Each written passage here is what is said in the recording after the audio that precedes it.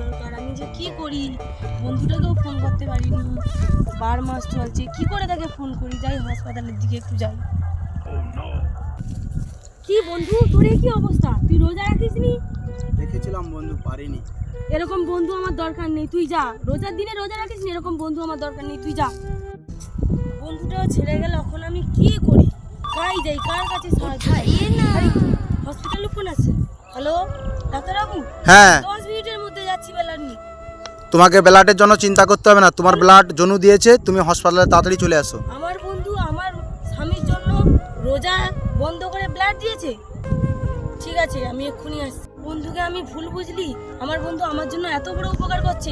বন্ধু, তোকে আমি আর কোনোদিন ভুলবো না, তুই আমার সবথেকে ভালো বন্ধু, তুই আমাকে অনেক উপকার করেছিস।